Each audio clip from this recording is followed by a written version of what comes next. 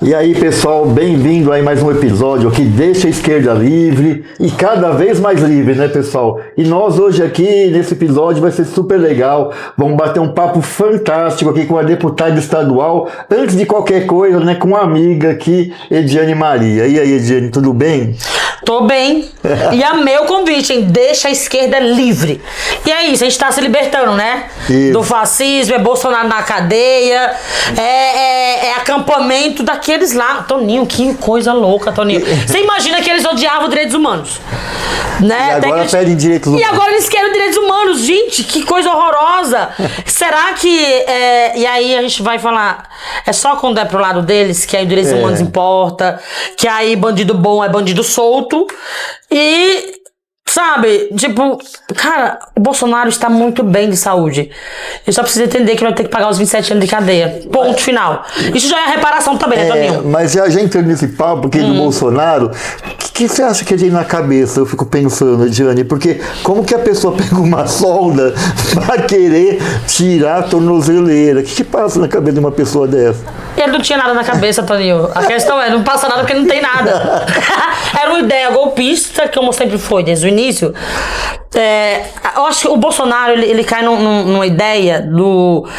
Comigo não vai acontecer nada, né? Então a gente viu e sofreu junto com todo mundo, né? Com o nosso povo, que foi a retirada do Minha Casa Minha Vida. A gente viu programas sociais importantíssimos, Bolsa Família ser atacada. Eu, enquanto nordestina, sofri muito quando ele falou que nordestino só vota no Lula porque são comedores de capim. Então ele tratou, ele queria dividir o país, lembra? Que ele falou, não, deixa o Nordeste pra lá, que o Nordeste vota no PT. E deixa aqui o Sul, Sudeste, que aí a gente cuida, porque não vota no PT. Então existiu ali uma loucura que a gente viveu e sobrevivemos, né, Toninho?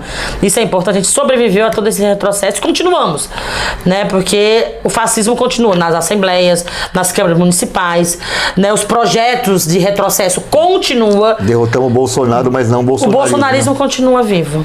E a extrema-direita, né? Sim. Eu só fico pensando nas 700 mil pessoas. Sabe, Edi, aquela foto das covas, assim, nos cemitérios, pra mim aquilo é muito forte, eu não consigo esquecer aquilo. E eu não sei como o povo brasileiro ainda tem uma parte que dá um respaldo a um cara desse, quer dizer. E eu não entendo também, uma coisa que é contraditório deles, é assim, eles falarem de família, tá, família, mas eu nunca vi um presidente tão mal educado, tão desbocado, que fala palavrão na frente das crianças, que dá arma, quer dizer, tudo que é contra a família, e essas famílias abraçam essas ideais. Eu não entendo também isso. Eu tenho que ter um estudo antropológico dessas coisas todas, né? Eu fiquei até sem fala, até porque família de quem? Né? Família de quem? Família de quem e justiça pra quem? Eu acho que a gente tem que olhar pra esse canto. A gente surge, Toninho, de um processo de avanço de políticas públicas, a gente vê o retrocesso. Com o golpe da presidenta Dilma, com o Temer que começa uma reforma trabalhista, que aí não conseguiu passar, e que o Bolsonaro passou pior que ela, e também ele já entra atacando todos os nossos direitos. Ali eu acho que o Brasil entendeu que com ele seria só o extermínio mesmo da população preta, periférica, porque no cálculo, se a gente imaginar bem, e só pode ser isso, Toninho, no cálculo dele, quem iria morrer era só os nordestinos, era só a população LGBT, era as mulheres negras, era a periferia. Então chegou para todos. Então a pandemia, ela atingiu a todos. E eu acho que mesmo essa ala bolsonarista, essa pessoa que acreditou no Bolsonaro, porque ele se vendia também num diálogo, numa fala, Toninho, que era bem interessante. Vamos imaginar uma pessoa que está 28 anos na política e que fala que é antipolítica. Uma pessoa que está com a família inteira na política e fala que não é político, né? Então as pessoas ali, e você lembra disso, 40 anos na política. 40 anos na política, a família inteira na política. E aí quando você olha e fala assim, como que ele conseguiu enganar o povo brasileiro falando que ele era antipolítico? Que ele era o único que votou contra o direito trabalhista, contra o direito das trabalhadoras domésticas. E isso tudo parecia que, mesmo a gente indo pras ruas falando, Toninho, parecia que ninguém tava nem aí pra isso. Ou acreditando, na real, né? Não chegava a informação também. Chegavam os cortes. Eu acho que a partir do bolsonarismo, começa a vir vários cortes. Então não existia cortes de vídeo, né? Cortes de vídeo. As fake news começaram a se implementar no nosso país. Então não existia um debate todo de um podcast podcast, por exemplo, de uma entrevista. Era o corte da entrevista, era o corte do podcast. Então você acabava ficando refém também da narrativa que eles estavam vendendo pro país. Né? As pessoas, por não ter acesso a muita coisa, acabavam recebendo esse vídeo pelo WhatsApp, pela rede social. E aí foi esse trabalho que foi feito na rede, né? Ramificaram a rede social. Então, quando eu olho pra esse canto, eu entendo que muita gente, e aí você vai conhecer, todo mundo conhece uma pessoa da família que é bolsonarista, ou um amigo que é bolsonarista. Ou mais que um. E essa pessoa, ou mais que um. E essa pessoa, ela não é uma pessoa ruim. Ela não é pessoa, ela é uma pessoa ótima, excelente. Ela te ajuda, ela tem muita fé em Deus, ela acredita. Mas como que eles entraram nisso? Os semelhantes, o próximo, né? Então, não é essa questão, é como que a comunicação do próprio Bolsonaro, como que ela chegou nas pessoas conseguiu e por quem veio. Conseguiu chegar de um jeito que eu acho que o campo progressista não conseguiu, né? Exatamente. Então, eles fizeram um trabalho de rede que a gente tá lutando ainda para conseguir levar. Nossos projetos são importantes, os nossos embates dentro do espaço legislativo, e muitas vezes não chega. Porque a gente tem a meta também, que a gente descobriu que hoje não tá a favor da esquerda. Então, o algoritmo já é para extrema direita. Exatamente. Né? Então, para nós é tudo mais difícil. A gente conseguiu derrubar eles com a PEC da bandidagem. Né, que a gente conseguiu reverter e colocar o povo nosso na rua, e aí o povo foi e conseguiram barrar. Então a gente está falando que existe um mecanismo. Eles tomaram as ruas e a gente acabou, por estar sempre contra-atacando, ficamos na defensiva. Hoje a gente pode também atacar eles. Estamos na ofensiva. Na ofensiva, mais, hoje né? a gente está indo pra cima, assim. Edi, agora pro pessoal te conhecer um pouco melhor, né? A Edi aqui é deputada estadual do PSOL, lá na Assembleia Legislativa. E Edi, você, eu acho, não sei, né, se eu não estiver enganado, mas você é a primeira mulher empregada doméstica a ocupar uma cadeira na Assembleia Legislativa. Do Brasil. Do Brasil? Do Brasil. Mano, eu acho isso muito foda, sim, assim. sim. Muito... Não, mas gente, é demais, assim, porque isso é a representação que deveria ser, né, que a Assembleia a é uma representação da classe trabalhadora. Que é distorcida por essa democracia, sim. E você conseguiu furar esse negócio que não é fácil. E num momento bem difícil, e uma mulher assim, negra, né? Nordestina, lá do sertão do Pernambuco, Toninho. E que vem pra cá, isso é mais lindo na gente. Deixa eu falar um negócio pra Toninho antes de eu falar de mim mesma, né? O Toninho Véspoli, eu lembro do Toninho, eu não conhecia o Toninho. Não conhecia nosso vereador. E eu ouvia falar do Toninho, isso lá no ABC, né? Porque eu chego em São Paulo em 2002, né? Como empregada doméstica. Vou morar com a família que eu não conhecia nessa época. Quem é? Como que fala? 40 mais? 40 mais, né? Os 40 mais sabem que não existia uma coisa chamada celular. A gente não tinha celular. Então a gente não conseguia, ver foto. A gente mandava cartas, né? E algumas pessoas, algumas famílias, né, que tinham acesso ao telefone. Até hoje eu recebo carta de eleitor, você acredita? Isso é bom. Isso é lindo, né? Eu acho que a gente fica meio saudoso. Aí o que acontece, Toninho? E aí eu chego em São Paulo e eu não conhecia a minha patroa, né? Então eu não sabia. Então, minha mãe, ela cuidou dessa família, foi caseira da fazenda, que no Norte e Nordeste tem muita gente que mora nas fazendas, né? Como caseiros, então você faz o trabalho todinho da fazenda, ali cuidava do gado, cuidava da família, fazia comida, cuidava das crianças. E minha mãe vem desse lugar e vai pra cidade, vai pra floresta, no sertão do Pernambuco. E aí é lá que eu, com 11 anos, comecei minha labuta no trabalho doméstico. Comecei com 11 anos, ajudando minha mãe nas férias. E a minha mãe, ela tinha um negócio muito engraçado. Minha mãe é Dona Raimunda, tá, gente? Raimunda. E José é canoeiro, tá? José Merêncio. Ele não é canoeiro porque anda de barco, nem de canoa. É porque ele é um feirante. Lá no Pernambuco eu tenho um apelido. E aí, minha mãe, ela me levava pra ajudar nas férias. Eu sempre fui uma criança muito enxerida. Eu sou a 7ª de 8 irmãos. Então era aquela criança enxerida e que minha mãe falava assim: você pode vir, você vai me ajudar, só que você não pode ir porque era nas férias e ver os netos dos patrão dela. Então ela falou: você não pode ir ficar ouvindo a conversa deles, então você tem que ficar por aqui pela cozinha e tal, lavando a louça, vai me ajudando nas coisinhas, secando a louça e tal.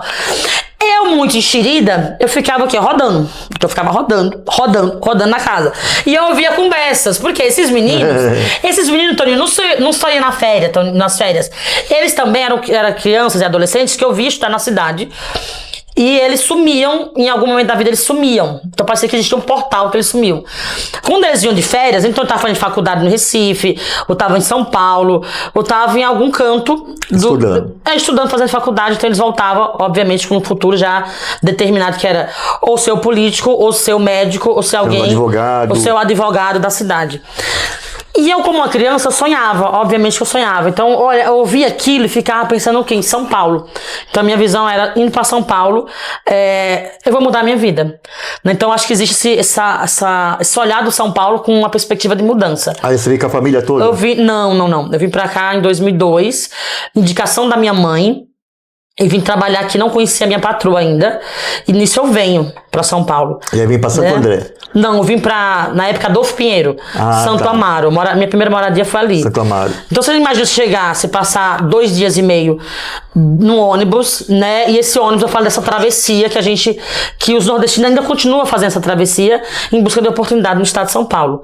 Então, ainda continuamos olhando pra cá com um lugar de perspectiva, de esperança, de que a gente vai ajudar os nossos, de que em algum momento a gente vai voltar pro nosso estado. Então, é sempre essa ideia nossa. Só que, na real, a minha realidade foi outra, Tony. Então, eu vim pra cá, eu fiquei 22 anos sem pisar o pé na minha terra. Nossa. Eu não voltei pra minha terra. Eu não voltei. Muito tempo. Muito tempo. Então, eu chego num lugar onde eu não conhecia ninguém, nem a minha patroa, e eu vou morar nessa casa com essa família que eu não conhecia, e a partir dali existe um lugar pra nós que é essa entrada em São Paulo. Então, a gente consegue morar no centro, no quarto de empregada, muitas vezes. E aí, quando você não tá mais lá, você vai pra periferia. E esse foi o meu caminho também. Então, eu vou pro centro quando eu vou trabalhar como empregada doméstica e vou pra periferia pra morar próximo da minha tia, lá em Santo André, no sítio dos Vianas. Né? Então, são 2 pontos que pra mim é muito importante. Divisa Santo André com São Bernardo. Nada tinha chegado ali. O que tava ali tá até hoje. E aí, antes de você ser deputada estadual, a tua vida sempre foi doméstica? Ou Sempre. Sempre. Sempre doméstica e fazendo coisas, porque eu encontrei o ensino também no meio do caminho, né? Então, eu fui trabalhadora doméstica por muito tempo, né? E aí, por ter 4 filhos, eu não conseguia também. Existia um entrave, Toninho, que mesmo a gente estudando, existe um bloqueio também. Então, se você vai trabalhar num espaço onde você fala que tem 4 filhos ou 3 filhos, você não vai conseguir um emprego. Até para alugar casa difícil, o pessoal não quer. Não quer. Não querem animais, não querem crianças. Então, existe a limitação. Então, é nessa que eu chego. Então, meus amigos, quando eu cheguei em São Paulo, foram os porteiros, porque você imagina, eu cheguei sorrindo, gritando, sabe? Oi, tudo bem? Bom dia, que nordestino é isso, né? A gente chega já fazendo aquela festa. E aí o povo, os meninos acharam estranho, tipo, cara, ela fala com todo mundo. E aí ele virou uma amizade. Então, eles iam pegar o lixo lá, recolher o lixo, tocava a campainha. Não era normal eles tocar a campainha, por exemplo. E eles tocavam a campainha. Aí meus patrões falavam, por que eles estão tocando a campainha? Eu falei, porque eles querem me ver. Então existia esse lugar do eu quero ver eles, eu quero falar com todo mundo. Então os primeiros rolês aqui no estado de São Paulo foi com as meninas que trabalhavam no prédio que eu morava também. E quem incentivou você a estudar? Isso foi depois de 13 anos que eu estava em São Paulo. Que aí e aí você já estava com quantos anos? Eu cheguei com 18 e comecei terminei os ensinos pelo EJA em 2015. E aí, mas assim, você despertou ou foi um momento social? Foi a necessidade. Foi a necessidade. Foi necessidade mesmo. Pô, tem que arrumar uma coisa melhor. Eu conheci o MTST em 2017, né? Então, parece que existia um processo de achar as políticas públicas e conseguir também me libertar daquele lugar que eu estava, né? Então, existia um lugar que eu parecia que eu não ia sair dali, que eu não ia conseguir me mover, porque era uma estrutura tão pesada, Toninho, que eu não conseguia achar o EJA, eu não conseguia achar a escola, eu não conseguia sair do trabalho que eu tava, porque também virou um lugar que o meu ex-marido também se sentia mais confortável. Eu trabalho como empregada doméstica do que eu estar numa empresa, por exemplo. Então, eu também tive um relacionamento que foi bem difícil, eu não falo muito sobre ele, porque a gente tem um silenciamento que a gente acaba também não trazendo, né? Então, existiam vários mecanismos que parecia que não era pra eu sair daquele canto. Então, por isso que eu falo, foram várias pessoas que chegaram até mim e que eu vi uma saída, né? E eu consegui sair daquele espaço. Mas foi ensinando o MTST, né? Então, você é coordenadora estadual do MTST. Do MTST. Então, você chega lá em 2017 e tua trajetória, você virar coordenadora. Como que é isso? Como que foi isso, Aninho? Eu chego em 2017, eu começo uma briga na fila do leite do governo do estado, uma guerra. Porque o Gustavo, né, eu tenho 3 meninas e um menino. Tá com 16 anos hoje, meu bebê, né? Então, foi. E aí eu olho para aquele lugar, eu tenho um programa Viva Leite, Sim. que é um programa do governo do estado, que entrega nas lideranças comunitárias, associação, igrejas, acaba fazendo esse trabalho. O que aconteceu? O Gustavo fez 7 anos e ele não tinha mais direito ao leite. Então ele fez 7 anos de 2017, início, aí ele teve a carteirinha dele cancelada, que ele não podia mais pegar, porque tem um sistema que é o seguinte, você pega até os 7 anos a criança e depois de 63 anos, né, e as pessoas precisam desse leite, então eu continuei indo pra sobra do leite, então eu chegava lá 7 horas da manhã, 2 vezes por semana, então de terça e quinta tava eu lá 7 horas da manhã e saía às 9 quando sobrava algum litro de leite, se alguém esquecesse. Tem que pegar os cadastrados primeiro, aqueles que falta sobra lá. Aí sobra. Eu já fui distribuir. Você foi distribuir? Já. É desse jeito. A gente tá com um programa, a gente tá distribuindo leite também nas periferias de São Paulo também, né? Então a gente tá com um programa nosso. Então o que acontece? É um projeto nosso interessantíssimo. Então sai da fila do leite e começa a entregar leite para as pessoas. Isso é muito bom. O que acontece, Toninho? Aí eu chegava lá 7 horas, saía às 9 horas, às vezes com 1 litro de leite, às vezes não. Às vezes com nenhum, né? Porque às vezes sem nenhum, isso não sobrava. E aí eu começo a fazer o quê? Eu falava, eu tenho que ficar aqui 2 horas esperando essa sobra. Então eu falava com as pessoas, porque começou a aumentar muito a fila do leite. Então começou a chegar mais gente, então tinha mais mulheres grávidas, tinha mais crianças, tinha mais idosos, e era tudo do mesmo bairro. E aí eu comecei a falar com eles, tipo, você vem da onde, Toninho? Aí você falava, eu sou daqui de tal rua, não sei o quê, porque eu nunca tinha visto Toninho, por exemplo. E aí nós começávamos a puxar um assunto e tal. A liderança que ajudava voluntariamente, Dona Helena, do MTST, ela ajudava, então ela via meu jeito ali, de falando com o povo um dia, e eu não falava muito de mim. Porque eu acordava, me arrumava inteira e ia pra aquela fila do leite. Sabe? Tava ali passando por 1000 coisas, mas eu me arrumava toda e ia pra fila do leite. E falava com todo mundo. Então as pessoas causavam estranheza. Quem é essa mulher? Né? Porque existe a visão daquela pessoa que precisa de ajuda. Né? E existe aquela que tá ali, e eu tava lá toda belíssima de manhã, 7 horas da manhã, arrumadérrima, e ali falando com todo mundo. A Dona Helena um dia conversou comigo e ela falou, eu falei da minha vivência, por que eu tava naquela fila, porque ela falou, por que você tá aqui, você é tão jovem, blá, blá. Falei que eu tenho 4 filhos, o meu filho perdeu o leite, porque ele já tá com 7 anos, mas eu preciso do leite, comecei a contar a história, eu separada, morando no fundo da casa da minha sogra, e aí ela falou assim, vou te levar pra um canto, e você vai lutar pela tua casa. E você vai se dar bem, porque você fala com todo mundo, você gosta muito de gente. E me levou pro MTST. Assim que eu conheci o MTST. E aí você foi no MTST já de Santo André? De São Bernardo. São Bernardo. Aquele lá que o Lula foi, a Dilma foi. Eu fui naquela ocupação. Eu falo da área verde, mas falou que não era verde. Mas eu falo que era verde, que tinha muita área verde ali. E aí ali que eu entro. Começo ali primeiro pela minha casa. Eu entro pela minha casa. Com 7 dias eu viro coordenadora do MTST. A ocupação ela chegou a mais de 12 mil famílias, então somando eu com 4, nossa, muito né? Então chegamos a mais de 21 mil pessoas organizadas na ocupação, e ali eu fui coordenadora. Vocês fizeram passeata uma vez lá, de algum motivo? 23 quilômetros até o palácio. Eu fui em uma das passeatas lá, inclusive. Sim. A gente fez uma passeata que saiu de São Bernardo até o Palácio dos Bandeirantes, foram 23 quilômetros caminhando, de São Bernardo até o Palácio dos Bandeirantes. E aí, quando é que você muda pra Santo André? Assim, não, já tava em Santo André. Não, mas na militância, ou você ficou em São Bernardo mesmo? Não, é o que aconteceu comigo. Deixa eu te contar. É uma trajetória que o pessoal fala, foi muito rápido. A hora eu falo, depende do que é rápido pra pessoa. Eu começo em São Bernardo, então depois de 7 dias, que de 7 dias você levanta a nova militância, que é a nova coordenação do MTST. Ali eu entro pra ser coordenadora do G1, que era o grupo que eu organizava de 700 e poucas famílias. Então eu entro e viro coordenadora do G1. Que a gente divide a ocupação. É igual no teu bairro. Você vai olhar e vai falar assim, não tem várias... é um bairro, mas tem várias ruas. Então a gente faz o quê? Na cidade, a gente divide por bairros. Em cada bairro tem uma liderança. Ou 5 lideranças. Então o MTST faz isso. Ele organiza cada grupo, divide a ocupação em grupos e aí... Aí tem coordenador para cada grupo. Para poder, né, liderar, passar as informações, ter essa relação, né? E para dar continuidade também ao movimento. Então a gente vai dando essa continuidade com formação de nova liderança. E aí depois que você foi coordenadora de grupo... Coordenadora de grupo, aí eu vou para onde? Para Marielle Franco. A ocupação ficou 7 meses e 3 dias. Aí veio o desafio, foi quando teve o assassinato da Marielle Franco no Rio de Janeiro, da nossa vereadora. Aí a gente vai fazer ocupações. Aí teve 2 ocupações, uma em Pirituba, e uma na Zona Norte e uma no Grajaú. Grajaú. E aí eu vou pra ajudar na Marielle Franco do Grajaú. E lá eu ia pra ficar 3 dias. Como a Bolsa Família chegou a 12 mil famílias, então achei também que seria muito rápido, porque eu não entendia também a dinâmica. Eu falei, vai ser muito rápido, vai encher, então nós vamos embora 3 dias, depois eu vou embora.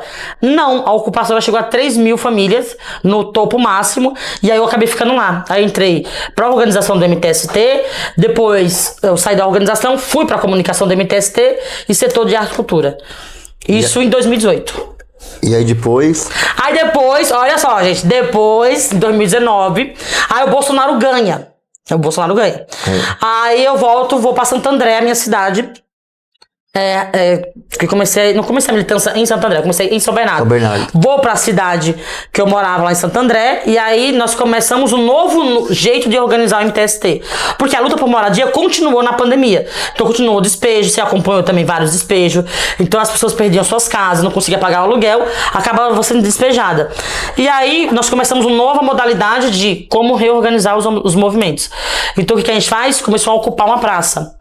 Né? Então aí eu entro também para ajudar nessa organização, e ali chegou no núcleo, que é um dos maiores que a gente tem hoje, tem mais de 3 mil famílias organizadas em Santo André, que é o núcleo Fernando Santa Cruz, inclusive fazendo uma denúncia da ditadura e da tortura que o Bolsonaro tanto falava o tempo inteiro e fazia suas saudações, né? Sempre muito saudoso com a ditadura. Então é nisso que eu me organizo ali. Aí em 2019 eu vou para construir o movimento negro, que era um coletivo na época, que é o Raiz da Liberdade. Então ali eu começo também a entender o que é o racismo estrutural. O porquê que pessoas como eu estão condicionadas a viver na periferia. Então você não vai ver um preto sendo gerente, você não vai ver quais as condições que a gente você estava lá atrás, né? Trabalha como empregada doméstica, e assim, indo 2 horas, 2 horas e meia para chegar no trabalho, e voltar, 4 filhos, mãe solo, você conseguia enxergar essas coisas? Não. Tanto que o sindicato, quando eu fui eleita, porque a gente na campanha toda, a gente falou assim, vão chegar até nós, né? E aí acabava que o sindicato ficava meio assim, ela não é sindicalizada, ela é de movimento social, tal, e ficou aquela dúvida. E aí o sindicato falava pra mim o seguinte, quando eu fui eleita, eu passava lá em Santo André, que eu trabalhava na rua Dona Laura, em Santo André. Fiquei mais de 11 anos na mesma casa. E aí ele falou, eu passava lá no carro de som, avisando. Eu falei, mas eu não tinha como te ver. Tipo assim, não tinha como eu chegar até você. Né? Eu tava correndo. A vida nossa, a gente não consegue parar pra ouvir um carro de som. A gente consegue... Nós temos... Tá condicionada já. É uma condição que vão colocando na gente. Então, minha condição era sair do trabalho e ir pra minha casa. Então, eu começo a girar e olhar pra outra oportunidade quando vem o Pronatec. Finalzinho do Pronatec, eu conheço o Pronatec. Porque eu ia pro samba, e aí teve um amigo meu que falou assim, cara, você é nova, vai fazer o Pronatec, curso do Senai, do Senac, gratuito, vai atrás. E aí eu fui atrás, e foi por isso que eu fiz o EJA, porque pra fazer o curso técnico eu tinha que tá cursando o ensino médio ou ter terminado, eu não tinha isso. E aí é quando eu vou terminar meu ensino médio, lá com 30 anos de idade. Nossa, que história, hein, Ediane? É muita coisa, Ediane, e assim, e aí... Aí você é eleita, fico imaginando você na Assembleia, porque eu aqui na Câmara, né, um homem branco, hétero, aqui eu não me sinto pertencente, a gente parece que tal. Aí eu fico imaginando uma mulher, né, nordestina, negra, e eu sinto que na Lesp, eu não sei se é isso mesmo. Sim. Aqui ainda tem um pouco mais de diversidade. Aqui a gente tem assim 55 vereadores, mais ou menos, né? 22 mulheres, quer dizer, ainda é pouco, né? Não é nem metade, mas quando eu olho aquela Lesp, parece que eu só vejo homem branco velho, né? De 94 somos 27. Então, aí você chega ali e vê esse espírito, esse pulmão bom, essa alegria, eu fico imaginando o impacto que deve ser. Só a tua figura já é um impacto lá, né? Imagina eu chegando ali, Toninho, porque a campanha foi linda. Pra mim foi uma campanha linda, né? A gente conseguiu dialogar com uma sociedade que estava ali condicionada a não ter representatividade. Então, quando eu chego na rua, você imagina você gritando em todos os lugares, falando que você é empregada doméstica, que você vai falando da tua vivência. E não era só pra minha vivência somente, é só uma vivência de um país que insiste em nos colocar nas piores situações, né? A precarização do trabalho. Então, quando eu olho para esse canto, tanto que eu fui registrada com a PEC das trabalhadoras domésticas, em 2013. Foi ali que eu consegui ter meu registro de carteira como trabalhadora doméstica. Não tinha. E tá lá empregada doméstica. Não tá trabalhadora doméstica. É empregada doméstica, tá na minha carteira de trabalho. Então, quando eu chego naquela casa, trazendo uma campanha linda de pessoas que me vêem na rua, pessoas que são da classe média, sabe? Aí eu falo, são pessoas brancas, são pessoas pretas, são pessoas que falam assim, minha mãe era trabalhadora doméstica, a minha avó era trabalhadora doméstica, ou eu admiro, eu luto tanto pela pessoa que trabalha na minha casa, que cuida da gente. Então a gente faz um trabalho que é fundamental, que é de cuidar, e a gente não é cuidada no final do dia, porque o Estado não garante, não permite isso. Então, quando eu chego na Lesp, parecia que eu tinha que mudar meu jeito pra fazer as coisas. Na real, não. Quando pergunta pra mim, o que você mudou pra entrar na Lesp? Eu falei, não, a Lesp que mudou pra minha entrada. Porque você imagina, Toninho, aquele monte de homens brancos, velhos, que vêm lá das empreiteiras, que vêm desses lugares aí que a gente já do agronegócio, né, da bancada da bala e tal. Aí eles veem eu chegando. O que eles pensam comigo? Porque no início era um embate, né? Então ficava assim, quem te elegeu? Quem te colocou aqui dentro? Não sei. E na minha visão era a seguinte, eu falei, quem me elegeu, provavelmente tu já liberou esse horário. Ou se você não libera cedo, ou se a pessoa dorme na sua casa, então provavelmente tu não liberou ainda. Então, quem me colocou aqui dentro tá na tua casa agora. Então, isso aí assustava também, porque existe um susto de tipo, como que um trabalhador doméstico entrou aqui dentro? Como que o Estado de São Paulo elegeu essa pessoa? E eu tô falando de 175 mil votos, né? E 617, eu gosto de lembrar todos. 175.617. Vocês se levantaram e foram lá nas urnas colocar 50, 110. Então é isso. E aí, você imagina essa votação e pessoas que me amam. Não é que a pessoa foi lá e votou, Toninho. Essa pessoa, ela foi lá, ela votou e ela me vê na rua. Eu sou da família, literalmente. A pessoa briga comigo, fala, Diane, nunca te vi, votei em você, mas te vejo na rede, não sei o quê. Então existe um carinho, existe uma rede realmente de apoio, de cuidado com esse mandato. E também eu acho eles têm medo, Toninho. E há um sentimento dos eleitores assim, poxa, é uma das nossas lá. Sim, né? a minha mãe que tá lá dentro, é a minha avó, é a pessoa que cuida do meu filho que tá lá dentro. Isso eu acho que pra ela é muito importante, né? Teve pessoas, por exemplo, que falaram assim, Diane, olha como foi a nossa campanha, nossa votação. Quando eu fui eleita, na época eu tava hospedada na Frei Caneca. E aí eu ia muito na Augusta, que estão do mesmo lado das ruas. E aí teve um homem que assim, eu na semana que tinha sido eleita, tava eu lá já pronta pro segundo turno, que a gente foi pro segundo turno correndo, né? Pra eleger nosso presidente. E aí ele ouviu a minha voz assim, Ediane Maria, eu falei, sou eu. Ele falou, meu Deus do céu, a primeira vez que eu vejo um deputado que eu votei aqui. Aí ele foi contar a história. Sabe quando eu te conheci? A menina que trabalha comigo, ela fez um grupo, ela entrou no grupo do prédio e ela começou a passar o teu vídeo e falar, sigam a Ediane, se não tiver deputado, vote nela. Então existia uma campanha que foi das trabalhadoras domésticas que se envolveram. Que você perdeu o controle, né? Não teve mais controle, ela foi. E campanha é bom assim, quando você perde o controle, né? Ela foi pro mundo, ela foi pro estado de São Paulo, então todo mundo pertenceu. Tinha gente de fora do país, tipo assim, que tava trabalhando como empregada doméstica, veio pra cá pra votar. Então foi bem bonito. Aí, Ediane, aí você entra lá, né, cara? Sim, deu esse impacto e tal. E aí começa a gente entender o que é aquela casa, né? Como entender o que é essa casa aqui. Sim. Aí você aos poucos vai entender e começa com os seus projetos. Quais assim os projetos que você acha assim, pô, Toninho, pra mim é significativo, eu não aprovei ainda, mas esses aqui eu tô com muito carinho que eu quero aprová-los lá na Lesp, que assim, que realmente vai mudar a vida das pessoas. Porque eu vejo assim, você, claro, tem a questão de luta de classes, que você, empregada doméstica, vai levar as pautas, mas também tem a questão da negritude, que para você é muito forte. Sim. Né? Até porque você foi também, pelo que você falou lá no MTST, você foi ajudar a montar o coletivo. O Raiz da Liberdade, Qual assim, os seus projetos que você olha e fala, pô, Toninho, esse assim, pra mim é significativo. Olha, Toninho, o que a gente... Você tem um monte lá. A gente tem um monte. A gente tá meio que campeão de projetos ali. Então, como que a gente primeiro vai se aquilombando? Quando a gente entra, primeiro que os parlamentares se incomodaram e começaram a falar o quê? A minha mãe foi 15 dias sabatina. Então, todo mundo precisava ir lá no plenário e se colocar, se posicionar. Então, a minha mãe, empregada doméstica, veio do Nordeste, estava como empregada doméstica, eu cheguei aqui.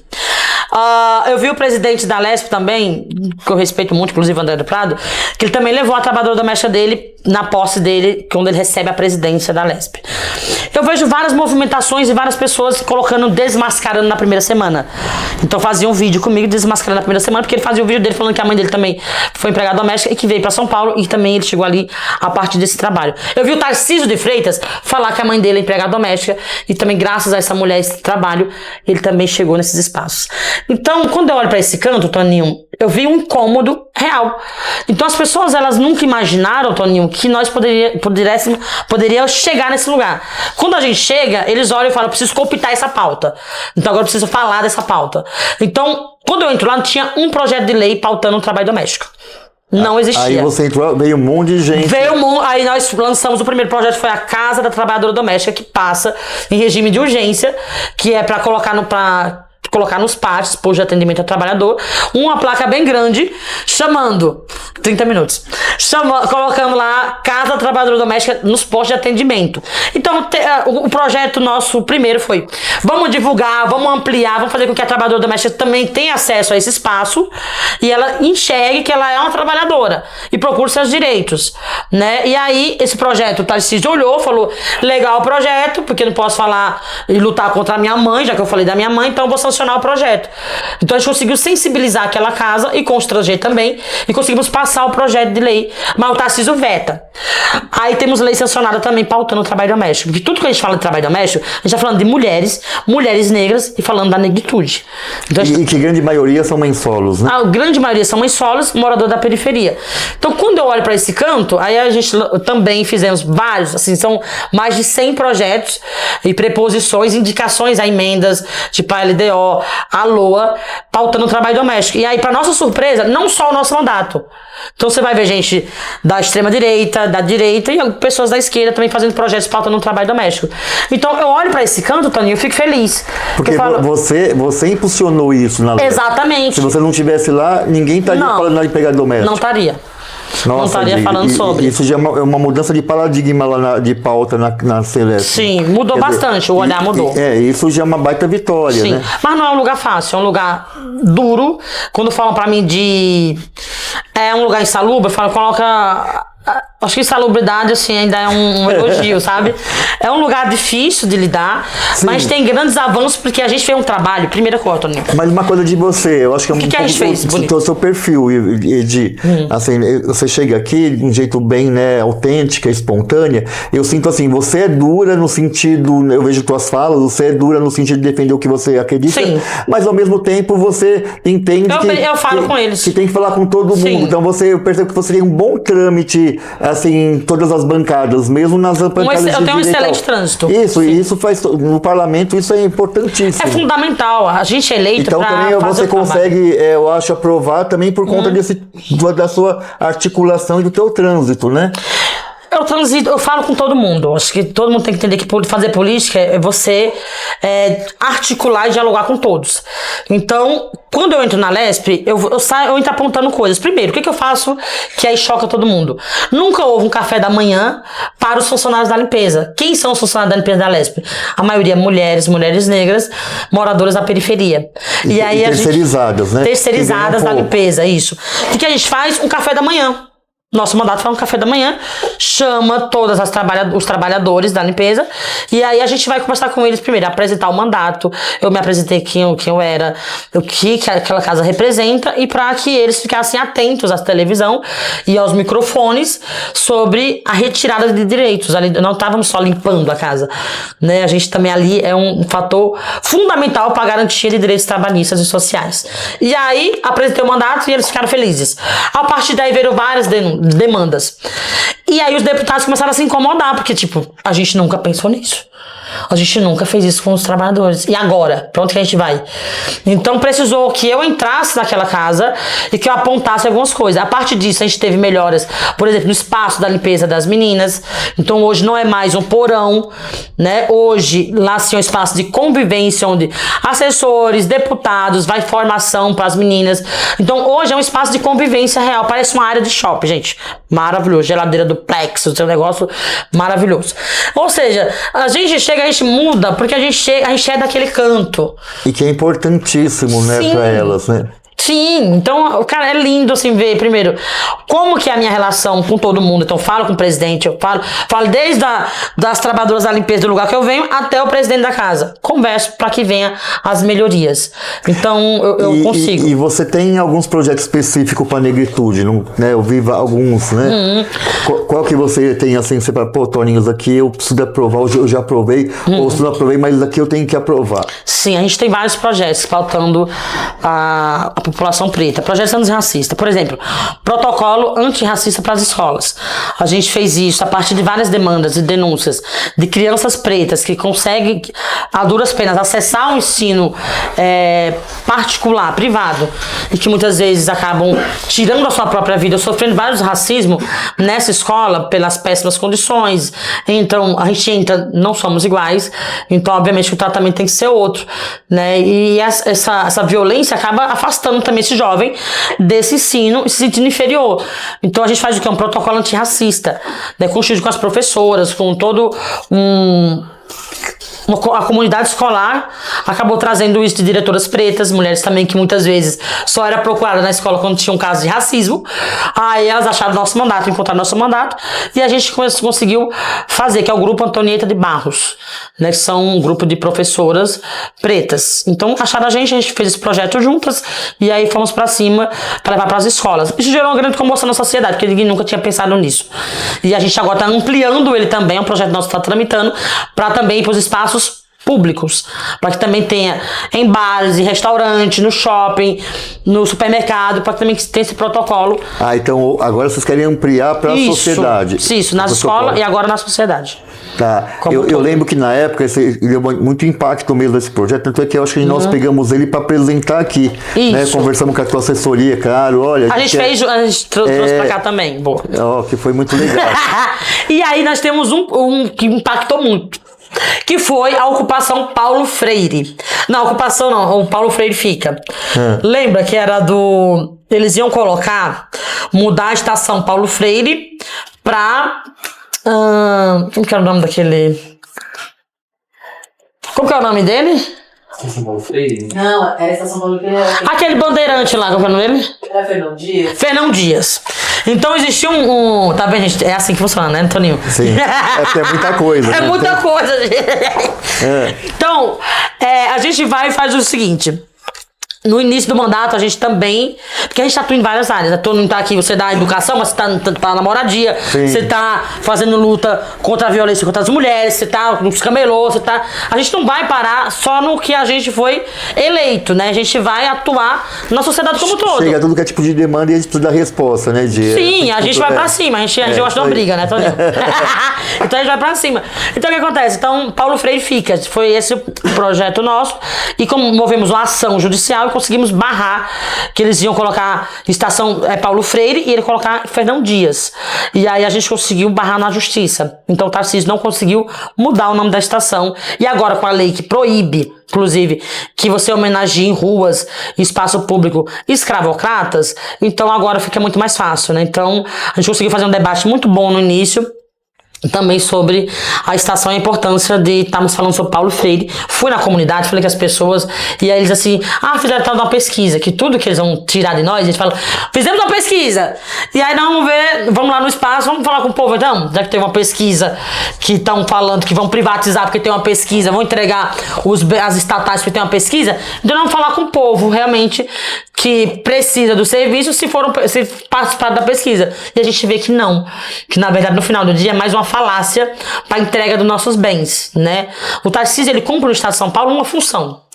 Só uma função. É isso que a gente entrar um pouco agora, de o que é o Tarcísio, porque foi na educação que eu percebo, né?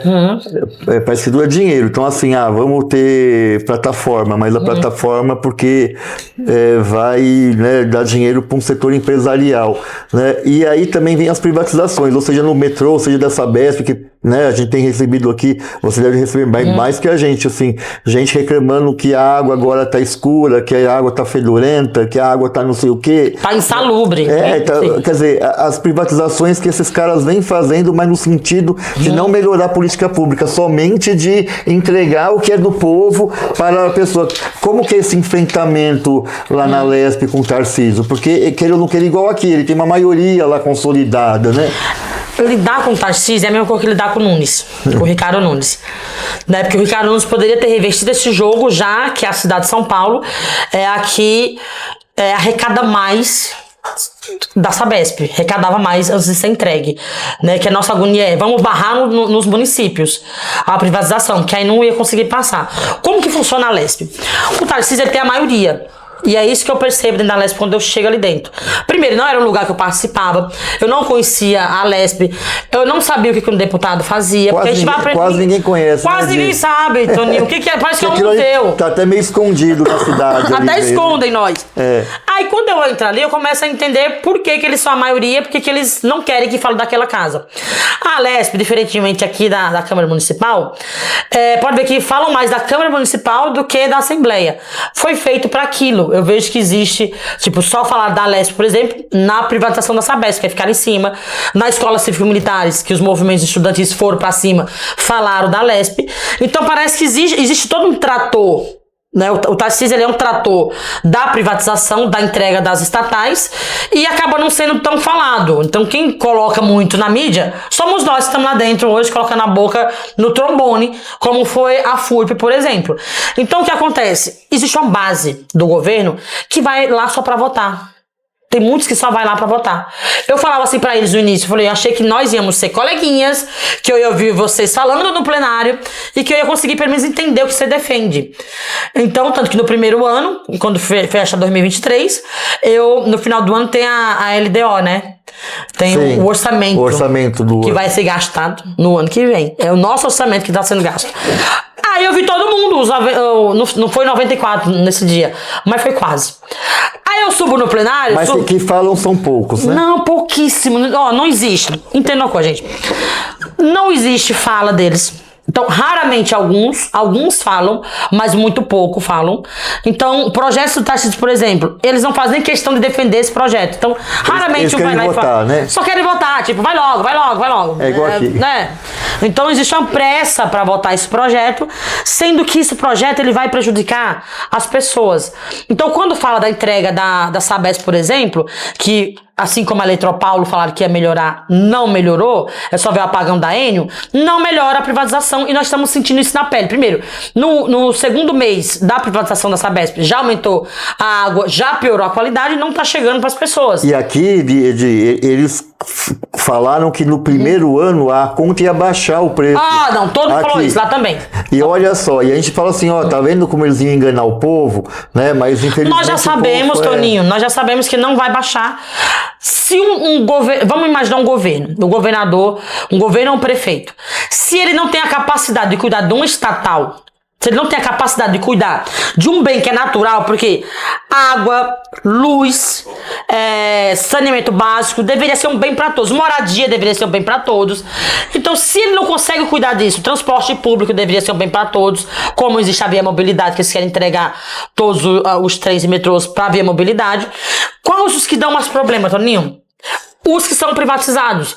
Porque é um aglomerado de empresários que estão cuidando do que é nosso. Então ele vai cuidar da nossa água, ele vai cuidar da nossa saúde, ele vai cuidar da nossa educação, ele vai cuidar, vai saber se vai ter energia em tua casa, se não vai chegar. Já que é um bem, tem que ser pra todos. Né? Ele quer lucro, né, Di? Ele não tá preocupado com a gente, ponto final. Aí o governador que é eleito deveria se preocupar, mas não é uma preocupação. Existe, e eu falo que o Tarcísio ele é essa pessoa. Ele é uma pessoa que ele é incapaz de cuidar do estado de São Paulo. Por isso que eu chamo ele de forasteiro, né? Porque o forasteiro vem para destruir. Ele veio para continuar o processo de destruição. Então não é o caso dele ser de outro estado, mas o comportamento dele, né? Não, ele vem para destruir, ele vem para ser tá virando um estado entreguista. Então eu entrego as estatais, porque se, por exemplo, vamos imaginar a Sabesp, ela tinha muito lucro. Não existia um porquê entregar a Sabesp, né? Porque já estava meio que privatizado, entregue. Então Alguns setores, Tava na né? Bolsa de Valores já, por exemplo. Então, 49% tava com alguns setores já privados, Mas existia o 51 que era do Estado. Então, o Estado conseguia garantir que a água chegasse no teu bairro, porque já que é um bem para todos, vai chegar num bairro que não é regularizado, a água tem que chegar, porque é um bem para todos, então tem que chegar para todo mundo. Vai fazer investimentos em bairros que às vezes não vai ter lucro, né? Ele vai cuidar da água. E ele vai ter que manter a tarifa social. Que eles falaram que tinha isso, mas no projeto não tava. Ou seja, eles mentiram pro Paulista, pra todo mundo. Pro povo, né? Pro povo, e conseguiu passar. E aí a gente traz a experiência da Eletropaulo e de tudo que foi entregue. A gente sabe que não melhora, só piora quando eles entregam. E é difícil muitas vezes ganhar a narrativa deles. E outra coisa que ele fez foi extinguir a FURP. Pra te falar a verdade, eu nem entendo direito o que é a FURP. O que é a FURP e qual que é o impacto que vai ter agora para a sociedade e para o SUS? Bom, a FURP é a Fundação de Remédio Popular. Então, o que é a FURP, Toninho? E aí vai mexer no Brasil inteiro. A FURP, ele é um fabricante, tinha duas fábricas aqui no estado de São Paulo. Uma em Guarulhos e uma em Americanópolis. Então, funcionava ali essas duas fábricas. E eles fabricavam medicamento? Fabricavam medicamento. O que eles faziam? A FURP é igual ao Sistema Único de Saúde, é igual ao SUS, é igual ao SUAS. Então tinha a FURP. Por quê? São tudo a mesma coisa. Então são tudo coisas sociais, serviços sociais. Então, assim como tem a saúde, eu preciso passar no médico, eu preciso do remédio. Como que eu vou garantir a saúde se ela é pública e gratuita, né? Como que eu vou chegar com esse remédio e comprar dessa pessoa o remédio? Então a FURP fazia esse trabalho. Então ele distribuía. Só ano passado foram feitos 400 milhões de remédios. 400 milhões? Milhões de remédios. A FURP ela é uma referência na América Latina. Não só aqui no Brasil, referência na América Latina. Adivinha quantas pessoas, Toninho, trabalhavam na FURP? Mantendo esses 400 milhões de remédios sendo feitos anualmente. Aí eu vou falar da amoxicilina, da cefalexina, da dipirona. Eles faziam esse remédio que a gente pegava no posto de saúde. Fora no posto de saúde, eles também vendiam para farmácia, tipo farmácia popular, com preço alguns produtos, Porque lá era entregue, na farmácia popular você vai fazer um trabalho contínuo. Então, por exemplo, tem diabetes, eu tenho HIV. A pressão alta como eu tenho. Pressão alta. É gratuito esse remédio, você não pega na todos farmácia. Gratuitos. Pego. O remédio de baixo custo. Eu vou com a bula, eles vão lá e carimbam, eu pego remédio de pressão. São esses remédios. E agora, o que vai acontecer com a privatização? Bom, privatização não, foi extinto. A extinção da FURP, hoje ela não existe mais.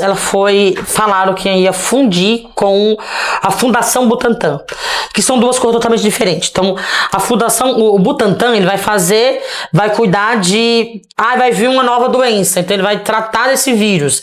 Tanto que é vacina que eles fazem, né? Então, são duas coisas totalmente diferentes. Uma é a questão mais de pesquisa, por exemplo. Uma de pesquisa, fazer uma vacina, alguma coisa de biologia e tal, e a outra já é de remédio.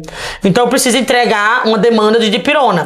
Eu preciso entregar amoxicilina, cefalexina. E aí, uma pergunta pra você. Eu acho que quem tá escutando a gente aí, assistindo, também vai estar pensando nisso.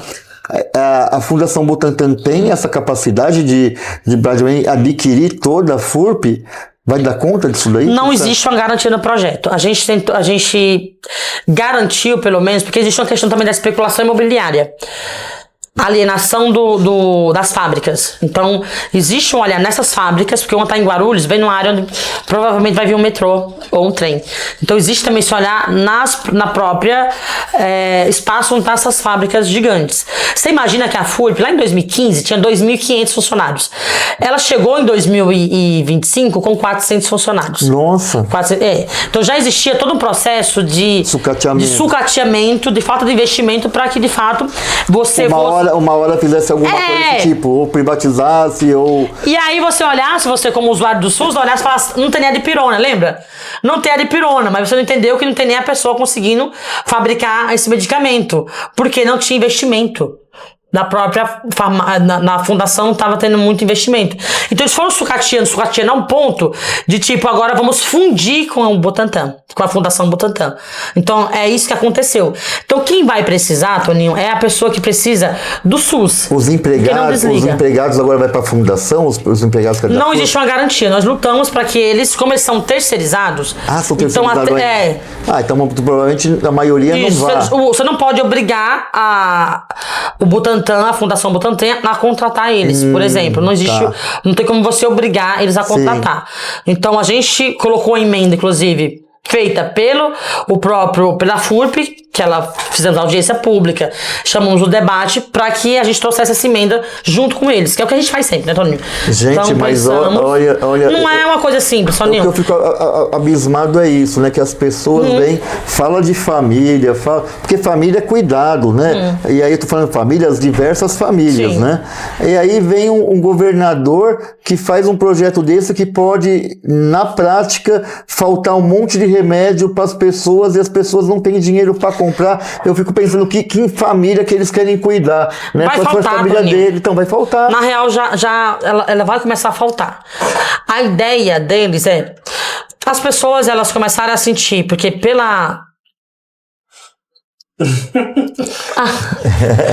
Vamos imaginar o seguinte, como que é, você já entendeu também, como que é o processo de privatização. Então primeiro eles vão fazendo o quê? Desinveste, manda pessoas embora, e aí o serviço vai ficando ruim, porque tem pouco funcionário para cumprir aquela função. Foi assim na Sabesp, foi assim na Eletropaulo, foi assim na FURP e é assim em todos os cantos do nosso país. Então eu vou precarizando, não mando investimento, não faço nada com aqueles funcionários, eu vou trabalhando ali à mercê da própria sorte. E eu vou mandando embora. Então eu terceirizo. Então já não tem nenhuma garantia naquela empresa. Então eu vou fazendo esse trabalho sujo. E aí depois, por exemplo, na FURP é isso. Não tem a dipirona no hospital. Muita gente fala isso. Não chegou nem a dipirona. Então eu passo do postinho de saúde, eu não pego nem a dipirona. Eu não consigo pegar a amoxicilina. Você lembra da Besotacil? Quando ela muda, que ela fica só pra quem tinha diabetes ou sífilis? Não, sífilis ou...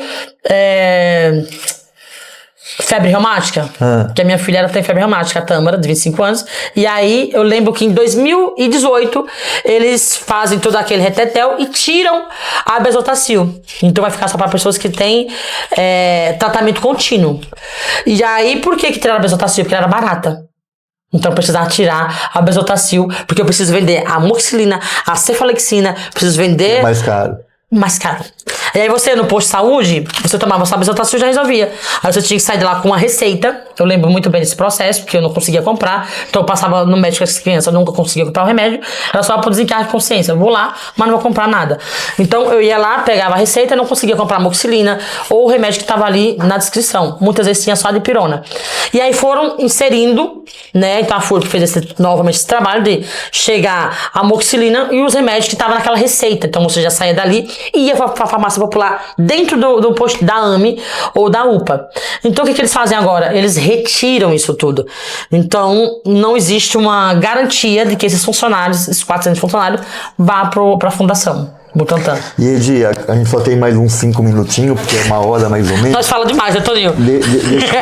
Vamos falar de futuro agora. Vamos falar de futuro, vamos. Você, teu projeto, né, do teu coletivo, do teu mandato, você é o quê? Vai ser pré-candidato a senadora, governadora, deputado estadual, deputado federal? Para onde vai ser os seus caminhos? Você é pré-candidata, não é? E você é pré-candidata ao quê?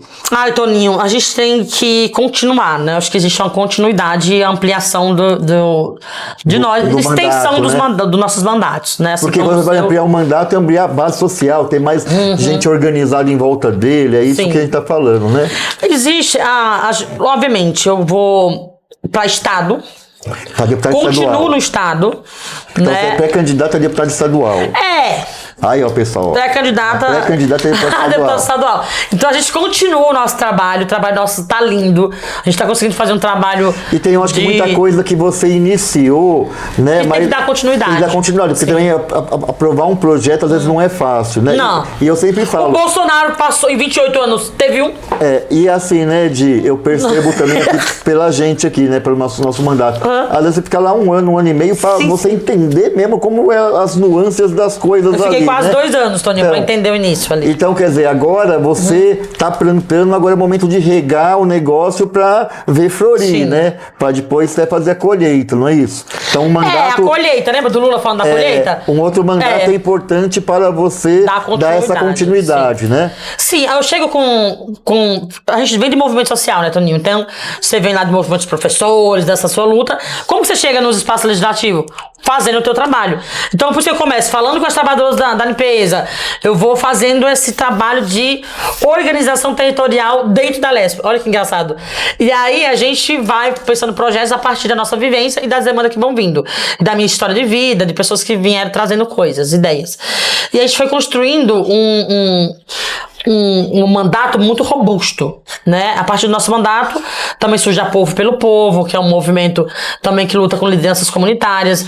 A gente consegue chegar em vários lugares no estado de São Paulo e no Brasil também, sendo referência As de como... cozinhas solidárias, né? E o que as pessoas esperam do deputado, do vereador, Toninho? Ninguém elege parlamentar para ficar dentro de gabinete. Sim. Então a gente é eleito para fazer projetos de lei das demandas que chegam para nós, mas também de organizar a nossa base. Então, nosso mandato faz feira solidária. Né? Fortalecer, O Guilherme Boulos agora tá ministro, mas quando ele não estava como ministro, nós rodávamos o estado de São Paulo inteiro, levando feira solidária, levando cozinha solidária, né? Organizando o nosso povo contra o despejo. Foi assim na favela do Moinho, foi assim também lá no complexo do Jaguaribe, lá em Osasco. A gente conseguiu barrar os despejos, conseguiu garantir, se fosse removido, que saísse de lá chave na chave. Então, a gente conseguiu tá fazendo nosso trabalho dentro dos mandatos. Então, por isso que eu falo, a continuidade é fundamental. Mas quem vai definir isso no final do dia, essa continuidade, vai ser o Estado de São Paulo. Vai ser as pessoas que vão olhar e falar, eu quero que continue, eu quero que amplie, que amplifique esse mandato. E se as pessoas aqui que se interessou nesse bate-papo, quer saber desses outros projetos, seguir mais, qual que é a tua rede social pra pessoa te seguir aí, como que é? Olha, meus amores, olha lá, Toninho, olha lá. Bom, como você pode me conhecer na rede social? Sou Ediane Maria, MTST, no Instagram, no X e no Facebook e no TikTok. No TikTok, você vai ver eu dançando lá de vez em quando, tá? Então... Até porque a gente é alegre, né, Di? A gente é libriano. Pô. A gente é librianjos, Toninho. Então, me conhece lá, leva ideias, leva propostas. A gente tem um mandato que é igual o seu, Toninho. Parece que a gente tá em casa, né? Tem gente que fala assim, eu tenho medo de chegar na Lesp porque é muito livro, é muita coisa, eu me sinto mal. Na hora que entra no nosso gabinete, a pessoa sai dali falando, dá pra ser diferente. Dá pra pensar diferente. Então, é o meu sentimento chegando aqui também no seu gabinete, né, Toninho? É isso aí, gente. Poxa, queria ter muito mais tempo, mas aqui agradecer a Ediane por estar aqui, batendo esse papo gostoso com a gente e trazendo esse negócio, né? Porque eu acho que o que a Ediane traz, que eu acho que é mais bonito, é isso, né? A pessoa às vezes está lá na comunidade ou está em um movimento social e acha que as pessoas não têm força para estar em determinados espaços. Olha aqui, Ediane é prova viva, né? Exemplo que dá, né? Se organizem, né? O seu bairro, o seu território e vai para cima, né? E conheçam mais a Ediane Maria, que a gente falou quase nada aqui, faria o dia inteiro aqui, eu e ela batendo um papo gostoso. Então, e eu quero que o Toninho venha candidato também, ano que vem, Toninho? Provavelmente não. A gente quer aqui apoiar gente boa, gente que faz e gente que tá aí com o povo. Toninho, acabou? Acabou.